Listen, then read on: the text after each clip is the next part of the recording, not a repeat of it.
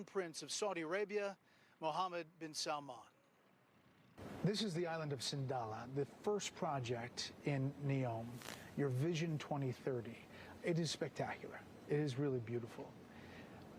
You know, a lot of people have described you as a visionary leader. I talked to a number of your citizens, and that's how they describe you. And you didn't even plant them. That's really how they talk about you. And world leaders are saying the same thing.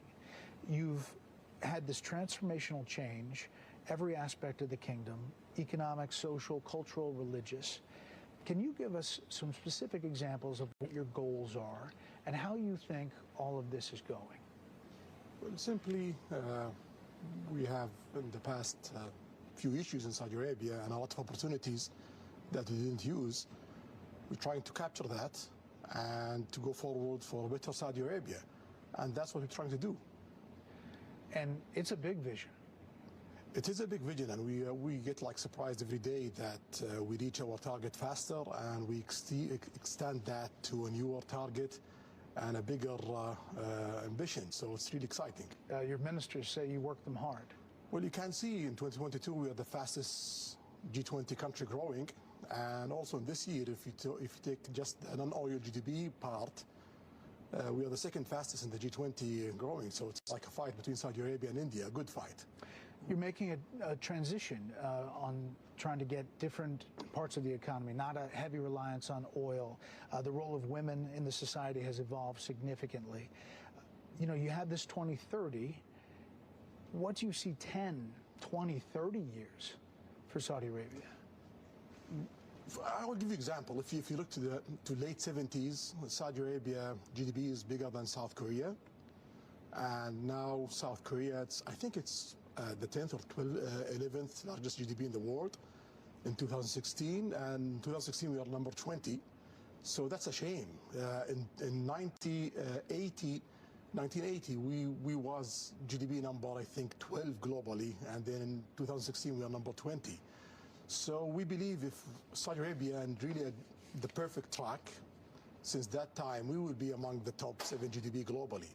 I'm trying to get Saudi Arabia back on the right track. You're a data guy. We can see today. Today we are the largest, number 17 ranked as the largest GDP in the world, but in G20 we are almost ranked number 15 from 20 in just a few years. The G20, you just mentioned it. You really have become a big player on the world stage. And that G20 rail and ports deal connecting Europe, the Gulf nations, and India, why is that such a big deal? Logistics is important. If you want to manufacture in your country, if you want to move goods, it's important to have a good logistic plan. You work it with many countries, many regions, to be sure that goods pass in the right time. For example, that project will cut the time of goods from India to Europe by 3 to 6 days. Cut time, save money, and it's more safer, more efficient. So why not? And it's not about only moving goods and railways and ports. It's also about linking grids, energy grids, data, cables, and other stuff will benefit Europe, Middle East, and also India. And most of these energy, all of these energy going to be a green energy that's going to be produced in the Middle East and being exported to Europe and India. So it's a big deal for us and for Europe and for India. Also mentioned in this deal is Israel. What would it take for you to agree to normalize relations with Israel? Well, there is approach from President Biden administration to get to that point. For us, the Palestinian issue is very important. We need to solve that part, and we have a good negotiations continue till now. We gotta see where it will go. We hope that it will reach a place that it will ease the life of the Palestinians and get Israel back, as a player in Middle East. There were reports that you had suspended talks. No, that's not true. Not true. So you think, if you were to characterize it, are you close? Every day we get closer. It seems it's for the first time a real one, serious. We gotta see how it goes. Can you make a deal with Israeli Prime Minister Benjamin Netanyahu? Is that somebody you can deal with? Well, In Saudi Arabia policy, we don't interfere of who's running each country, who's there. We work with him. Now we don't have a relation with Israel, but if Biden administration succeeded to make, I believe, the biggest historical deal since the end of the Cold War, then we're going to start a relationship, and that relationship going to be continuous regardless of who's running Israel. So, I mean, he's 73, you're 38, but you think maybe there's a chance you could deal with him? If we have a breakthrough of reaching a deal that give the Palestinians their needs and make the region come, we're going to work with whoever's there. Not to go too far, but the concessions Israel would have to give the Palestinians, what would that look like? That's part of the negotiation. Okay. Yeah, I don't want to describe things because I want to see really a good life for the Palestinians. So I want just to continue the negotiation with the Biden administration to be sure. Well, on the U.S. side, would there be a defense pact maybe between the Saudi Arabia and the United States? And what would it look like, Article 5 in NATO? Yeah, first of all, we have some sort of that in the past 80 years. We are the biggest buyer from American armament manufacturing. I believe Saudi Arabia alone is bigger than the next 5 buyers from America. So Saudi Arabia is critical in your armament import economically. And we have a lot of security military ties that really strengthen the position of Saudi Arabia in Middle East and strengthen the position of America globally, especially in Middle East. You don't want that to be shifted. You don't want to see Saudi Arabia shifting their armament from America to other place. So that document, it will strengthen that. It will strengthen the interest of America, security interest, military interest, and also economic interest. And also it will save effort and headache from the Saudi side of not switching to other places. You know, there are many people who wonder why you first normalized relations with Iran, a longtime enemy who back in 2017 attacked your oil facilities, but yet not yet Israel. Can you explain that? Based on situation and politics, so we have a long fight with Iran since '79. We don't want to be that the norm in the Middle East. If there is opportunity to shift that and to go to prosperity and interest and working with Iran and working with the other Middle Eastern, bringing Iran to work with the Arab world, with the Middle East, why not? So the Iranian reached to the Iraqis in 2020. The Iraqis talk to us. They start to do that kind of negotiation. We have few obstacles. China come in, solve it, and then we have a good start. We hope that continues. We're trying our best, and also what we see from the Iranians, that they're taking this very seriously and they are doing their best. So we're investing in that. That's a big change, and clearly you can see outside the box on these deals. You know, you can look to that. Are you concerned, though, Iran gets a nuclear weapon, about them getting a nuclear weapon? Well, we are concerned of any country getting a nuclear weapon. That's a bad move, and you don't need to get a nuclear weapon because you cannot use it. Even if Iran gets a nuclear weapon, any country use a nuclear weapon, that means they are having a war with the rest of the world. The world cannot see another Hiroshima. If the world see 100,000 people dead, that means you are in a war with the rest of the world. So it's a useless effort to reach a nuclear weapon because you cannot use it. If you use it, you got to have a big fight with the rest of the world. If they get one, will you? If they get one, we have to get one for security reasons and for balancing power in the Middle East, but we don't want to see that. Yeah. It's just a big change. You know, a lot of the world experts are saying how you can isolate Iran and try to prevent them from doing what they have been doing. And then just the image of your Saudi team, football team, going to Tehran to play is just striking, right? Well, that's good. That's part of the movement, and we see very warm welcome from the Iranian side to the Saudi team. I believe Saudis take that very positively. Iran has been fighting this proxy war in Yemen against you. Just today, there were these high-level talks over the past 5 days with the Houthi rebels inside the kingdom, and the quote from your people is that it was positive. Secretary of State Blinken said that this is a time of opportunity. Do you think it is? Yeah, definitely. Our aim from day one is to have good life for the Yemenis, good life for the whole countries in the region.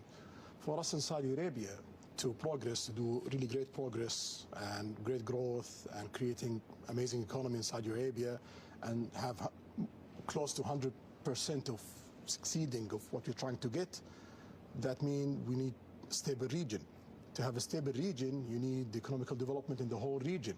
You don't need to see problems in Yemen. You need to see Iraq going really forward. You need to see Iran going really forward. You need to see Lebanon going forward. You need to see the rest of the region going forward. And we are working with GCC, with Egypt, with other players in the region, and also with the global players, with our allies in America, to make that happen. That's good for the rest of the world, because you see, when the region is disturbed, ISIS come out, Al-Qaeda come out, terrorist attack come out, piracy come out. So we don't want to see these events. You want to see opportunities for American companies, for European companies, for the rest of the world, and for more growth in a place that create problems in the past few decades. I mean, obviously, more than 150,000 people died in Yemen. It's been a big humanitarian crisis, but you all put in billions of dollars to help in that, and it doesn't get covered a lot. Do you think it's close to kind of wrapping up? Well, we are the biggest country in the world who give aid to Yemen in the past and today and tomorrow, and we want to increase that, and also we want to start to invest in Yemen in the economical part in all sides of Yemen, and we are in the process of doing that, even if there is a ceasefire and there is no political agreement yet. But we are trying to push all the areas forward day by day. Just a couple more things on Iran. Do you think it was a good idea for the U.S. to allow Iran to access that $6 billion in exchange for the 5 American hostages? You know, you cannot say it's a bad or a good policy, but what I would say that it's a step. I hope that the Iranians show that getting that $6 million and getting those American backs, it's worth the effort, because that will encourage the world to do more. You mentioned China brokering that normalization with Iran. That surprised some folks. Why choose China in that role? We didn't choose China. China chose you? China chose to be a broker to make that happen. There are signs of change. Obviously, the renewal of relations with Iran, brokered by China, possibly joining BRIC. China's a big component of that. Is the kingdom reevaluating its security partnerships, kind of trying to think of different ways to do it? No, BRICS is not about political alignments. So if you look at the G20, you have like 2 groups inside the G20. You have the G7 and you have BRICS inside G20. We tried to join the G7 at President Trump time, but some of the countries in G7 have like requirement to be part of that. And we are seeing that if we continue for 1 decade without being part of group inside the G20, that could really create obstacles for us economically. So BRICS is an option. They invite us, and we welcome that. And BRICS is not a group against America or the West. You have a lot of allies in BRICS. You have India, you have Brazil, and you have South Africa. Those are also as your allies. You talked to all these world leaders. I mean, you talked to all of them. And when was the last time you talked to President Xi? Something around, I'm not sure, You've talked to him 2-4 months. Yeah, we talk a lot every year. Yeah. How do you see him? What's he like? Well, he's trying to do the best for China, and he have all the right to do that. He's a leader of a country, and he wants his country to succeed and to grow, and he have more than 1 billion people. You don't need to see China failing. If you see China failing, it's around 13-14% of the world GDP, and it's around 15 to 20% of the world population. If that country falls, everyone on the planet falls, even America. Yeah. You know, obviously there's a lot of concern in the U.S. about Taiwan. As you know, President Xi, when it comes to that issue, What do you think his vision 2030 is? We announced our policy in that. We believe in one China, and I believe so is America believing in that. There is few arrangement there. I believe the Chinese is respecting that till now, and we're going to look forward how it goes. What about Russia? You deal with President Putin. What's your thought about Russia inside Ukraine? What's happening there is something bad. We don't want to see it. Invading a country, it's something against the rules of the UN. And the Saudi vote against that. The Russians have their excuse of why they did that, of expanding the NATO, etc., of their lists of excuses. But invading a country is really bad. In Saudi Arabia, we have a good relation with Russia, and also we have a good relation with Ukraine. We have amazing and critical trade with Ukraine and Russia. So for us, we try to do our best to push for a few steps to solve this problem. I mean, you tried to host peace talks. Russia didn't come, but I wanted to ask you about, supporting Russia. I spoke to your energy minister, who was fantastic, Prince Abdulaziz, about your decision for oil production cuts. And he told me that it was based on volatility and trying to stabilize the market. There are some supporters of Ukraine who say by doing that and prices spiking that you have essentially boosted Russia's war effort at a time when every country, a lot of countries are trying to squeeze him to get out of Ukraine. So how do you deal with that? So you're talking about support of Ukraine, but how about the president of Ukraine? What did he say? He said totally something against that. He says Saudi Arabia is supporting Ukraine, supporting to solve the problem between Ukraine and Russia and trying to be a mediator to help in that area. And if we are doing a deal in OPEC Plus country to support Russia, Iran is part of the OPEC Plus country, and at that time Iran was our enemy. We don't have that alliance that we have today. So are we supporting Iran at that time? That doesn't make any sense. For us in Saudi Arabia, we just watch supply, demand. If there is shortage of supply, our role in OPEC Plus is to fill that shortage. If there is oversupply, our role in OPEC Plus to measure that for the stability of the market. So it doesn't have anything other than that? No, it's purely about demand, supply. It is coming up on the 5-year anniversary of the brutal murder of journalist Jamal Khashoggi in your consulate in Turkey. U.S. intelligence pointed to you as ordering that attack. I've heard you address this several times, saying you didn't order the murder, saying it was horrible and a mistake, and that as a leader you take a responsibility as a leader of the country. But 5 years later, what do you tell people in the U.S. who still have concerns, and journalists maybe around the world, and maybe potential tourists who would come here to Sindala, that they wonder if anything changed or if it could happen again? Well, we take all the legal measurement that any country took, like when America have mistakes in Iraq, they do investigation, trial, etc. We did that in Saudi Arabia, and the case being closed. And also we try to reform the security system to be sure that these kind of mistakes doesn't happen again. And we can see in the past 5 years, nothing of those things happen. It's not part of what Saudi Arabia do in the last 100 years. It was a mistake, it was painful, and we are trying our best to be sure that we reform our system to work by the book and to be sure that everyone is safe, not in Saudi, in the whole globe. Did anyone involved in the killing serve jail time?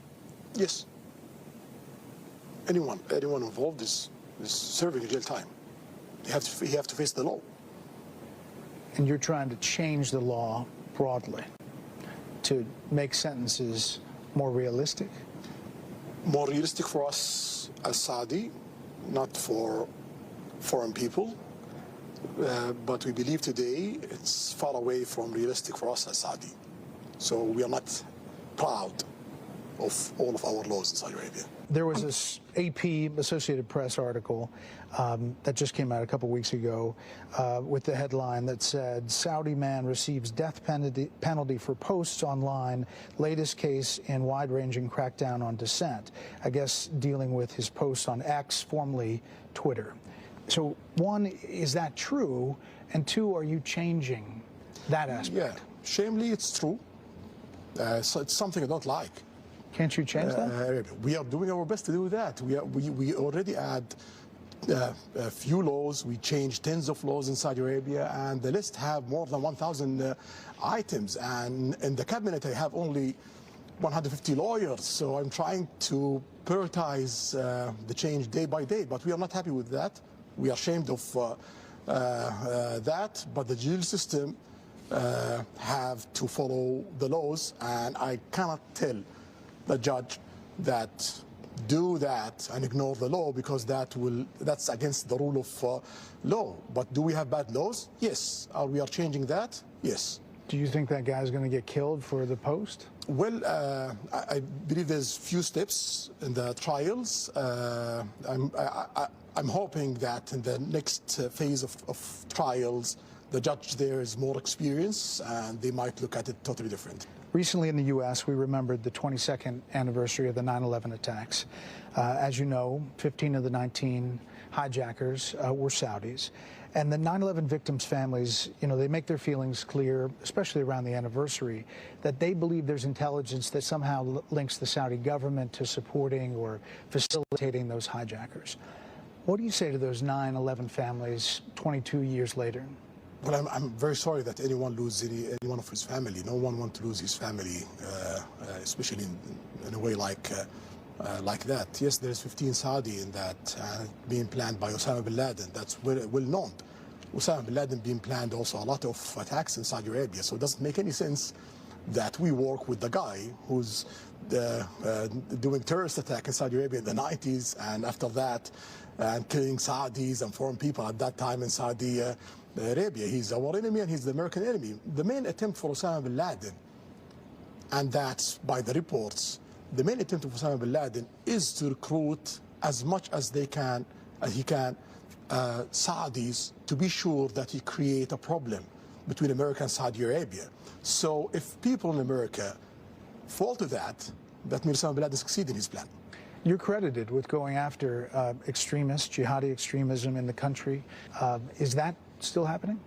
The country was conservative before, and it's not only Saudi Arabia was conservative, even America was conservative before. Time change, and reforms comes, and that's what's happening in Saudi Arabia. After the Khashoggi killing, President Biden called Saudi a pariah nation. Then he visited here and he had the closed fist, the fist pump. Then it's an open hand recently at the G20 with a handshake and a smile, thanking you for your leadership. It's fair to say the U.S. relationship with Saudi is complicated. How would you describe your current relationship with President Biden? The only thing that doesn't change in politics, that is changing. So always you change your politics that serve your goals as a nation. We have today great work with President Biden. We are working in the big network that we're building between India, Saudi Arabia, Europe. We are working with peace arrangement with Israel and Palestine.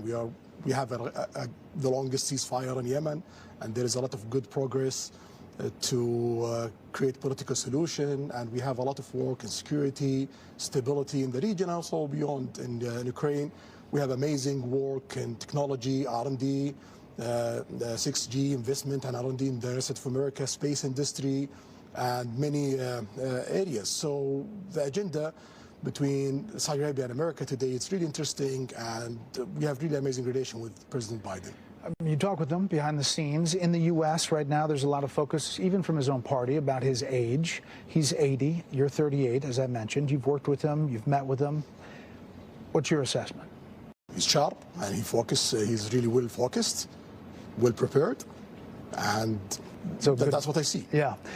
Are you following American politics closely? Do you? Sometime. But you don't have a lot of time. Most of it, I try to follow what's really affecting Saudi Arabia, but I follow sometime American politics. Is it hard to deal with the U.S. when the administrations change every 4 to 8 years, and maybe foreign policy changes? Well, sometime, changes in any countries always create, like, let's say, a period of negotiation. So we are used to that. And any administration change in America, we start to talk, we start to negotiate what we have together, what kind of obstacles we have in that relation, and what kind of new opportunity that we should work on it. And then we reach a point that we have this plan to work in the next few years. You had a good relationship with former President Trump, then president, and his administration. You know, there's several investigations right now with President Biden and his son Hunter, the money he took in from a company in Ukraine and from China, and whether that had an impact either directly to President Biden or on his decisions that he made. In the Trump administration, you had a really close relationship with the president's senior advisor and son-in-law, Jared Kushner. After he left, Saudi fund made reportedly a $2 billion investment in Jared's new fund he was launching and managing. Do you think that sends the wrong message, even if there wasn't a tit for tat, I'll give you this and you get that? Well, we look to opportunities and investment. We have investment, a lot of investment around the globe with a lot of peoples and with economical opportunity. So if Trump becomes president again, you'll leave the $2 billion with Jared Kushner? It's a commitment that PIF have, and when PIF have commitment with any investor around the globe, keep it. Would it affect your decisions with a new Trump administration with that sitting there? Well, Saudi Arabia is so big, so I'm quite sure mostly any person around the world, directly or indirectly, you have something to do with Saudi Arabia. So if that can affect President Trump decision, if he become a president, that means that it's gonna affect every president in the world and every person in the world decision, because directly or indirectly, he have some sort of interest or something to do with Saudi Arabia. Well, there you go. The other question I wanted to ask you is, you're a sports fan. Yes, definitely. Where were you when Saudi beat Argentina in the World Cup, and what was your reaction? I was with my family, my brothers, their wives, their kids, watching the game. And actually, we just want to get out from this game with no humiliation. We get surprised. I mean, it fired up people here. I talked to a ton of them, and they were really excited. Do you think football, soccer in the U.S., is changing the dynamic here, that it's almost another national identity? Well, when we want to diversify our economy, you have to work in all sectors. Mining, infrastructure, manufacturing, transportation, logistics, all that is. And part of it is tourism. And if you want to have tourism, you need to develop your culture sector, your entertainment sector, and your sports sectors, because you need to create a calendar. And we can see tourism used to participate in Saudi Arabia GDP by 3%. Today, it's 7%. Sport, it used to participate in Saudi GDP by 0.4%. Today, it's 1.5%. So it's economical growth, it's jobs, it's a calendar, it's entertainment, it's tourism. And you can see we are now ranked #1 in Middle East.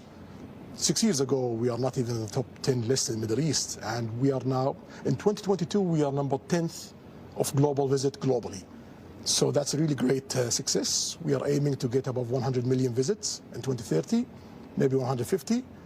Last year, we reached almost 40 million visits from Saudi Arabia and globally. So it seems that we are going there. Yeah. Your tourism minister says you keep on setting a new goal. Because we reached the goal that we set very fast. Yeah. You are spending a ton on sports, a lot of money.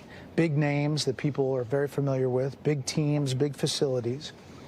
What do you say to the people who charge that that's part of sports washing, that you're trying to use all of that to somehow improve or somehow affect your image in the world? Well, if sport washing going to increase my GDP by 1%, and then I will continue doing sport washing. You're okay with that term? I don't care. I have 1% growth of GDP from sport, and I'm aiming for another 1.5%. Call it whatever you want. We're going to get that 1.5%. Are you a golfer? I'm a beginner, not good. So you don't have a lot of time to practice. That's part of it, but I'm trying to do my best. What do you make of live golf and possibly this merging with the PGA? Well, that's a game changer for the golf industry. You will not have competition, and you will have focus in developing the game, and that's good for the players and the fans who love golf. Is there something you feel in the country that's changing because of everything you've done? Like, do you see young people buying in, and that in and of itself is going to be a game changer, not from the top down, but from the bottom up? Well, it's not everything that I've done. It's everything that we've done in Saudi Arabia. I'm just one of them. And if the people doesn't buy in, it will not work. So first rule, people have to believe in it, and everyone have to push to make all the progress that we are having in Saudi Arabia. And it seems it's going really well. We are the fastest growing country in the planet, and we have the most ambitious projects in all sectors. So we are the fastest in each industry in the planet. At some time, you will be king here. How is your father? He's 88-year-old. He's in a good health. I hope a long life and healthy life for him. Inshallah. Sure. Custodian of the two holy mosques is a title held by the Saudi king. And it's a really serious responsibility, always well understood in the U.S. Could you say something for our viewers about the obligation that implies for the Saudi king, how big a deal that is in the broader Islam? Well, the two holy sites in Saudi Arabia, it's the two holy sites of Muslims. Mecca, you have Kaaba, which they face 5 times a day, and they have to visit 1 time life. And you're talking about almost 2 billion people in the planet. And in Medina, you have the grave of the Prophet. So the duty of any king of Saudi Arabia and the duty of all Saudi peoples to serve those 2 places and to serve the visitors of those places. And I believe we did a wonderful job in that area. Thank you for answering all of these questions. I just spent the past 3 days here, and I've visited here many, many times before. And I personally have seen major transformations, not just for women, but the building and the cranes and how people look at this country. For people on the outside looking at this, what would you tell them? You know, if they want to come visit, they may be skittish about coming to Saudi Arabia because of what has been written in the past, what they see.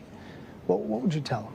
I will tell them the greatest success story in the 21st century is Saudi Arabia. This is the story of this century. Do you want to miss it or not? That's your call. And do you think you're going to slow down at all? No, we're trying to speed up every day. Your Royal Highness, we really appreciate this time. Shukran. Thank you. Welcome back to Special Report, live from Saudi Arabia in the final part of my interview with the Crown Prince, Mohammed bin Salman. We talk about expanding the kingdom's tourism profile and what he does when he's not working, which is not often. Your Royal Highness, this is Sindala, right on the water. This has to be exciting to see stuff happening. Yeah. This is one of a lot of islands that we're developing in the Red Sea. So now around 22 islands under construction. That's one of them. And more going to be announced. So it's a shame that you have the best corals in the planet and the Red Sea. Still doing very well because it can stand heat. And it's not available for tourists to enjoy it. Yeah. So next year it's going to be open, almost 5 islands from the 22 under development. But in total in Red Sea we have 1,150 islands. The aim is to develop 50% of that. I guarantee you the world does not know you have all these places. Not only that, a snow mountain. It's very close from here. We are hosting the Asian Winter Games in 29 in Saudi. Yeah, that's something got to change. What's Saudi? Saudi is not about just desert. You have forest in it, you have valleys, oases, tropical islands, mountain islands, sandy islands, corals, and you have snow. Yeah. So what do you do to blow off steam? When you want to relax, like what do you have fun doing? Video games. Oh, what's that? Video games. Video games. You're a big gamer. Since I'm a kid, I love it. Really? Yeah, it disconnects me from reality. So, and there is a big video game part of your ministry, right? There's out of sports? Esports is one of the most important things happening globally. It's the most one of the most growing industry in the planet. It grows by 30% every year. So the return of PIF investment, every year we have 15 to 25% of profit. So it's really amazing, and we don't want to miss that. Yeah. When you see... It's like beating Hollywood today. So one of the streamers on eSport, he have more than 2 billion views, more than the biggest Hollywood movie. It's amazing. So it's serious. And you, to blow off steam, to do something, you get on a video game? Get on it with my kids or with my friend and just disconnect for a few hours. And if you're outside, what are you, a hiker? Hiker, diver, enjoying nature. That's the most thing I do outside. Golfer? This is a Robert Trent Jones Jr. golf course? Well, there's a lot of small things like golf, paddle, soccer, basketball, whatever, but the main thing is hiking and diving. So the handicap, is it... Handicap plus 36. It's horrible. That's what handicaps are for. Yeah. What are you looking forward to coming up? I mean, every day is something big for you, listening to your ministers. What are you looking to the next thing? So today we are trying to close a few things that we are aiming to close it the first half of 2024. And then we're going to shift to implementation and starting preparation for Vision 2040 and announcing Vision 2040 in 2027, 2028. So that's the main thing that we are focusing on. And do you think that the perception of Saudi is changing? Do you sense that? Well, I hope that's happening. But for us in Saudi Arabia, we don't look at that. For us in Saudi Arabia, when we do change, we look to our needs, to our people needs, and to our economy needs. If it changed the perspective positively, great. Yeah. We really appreciate the time. Shukran. And we look forward to seeing where Saudi Arabia is by 2030 and beyond. Thank you. Thank you, sir. Thank you.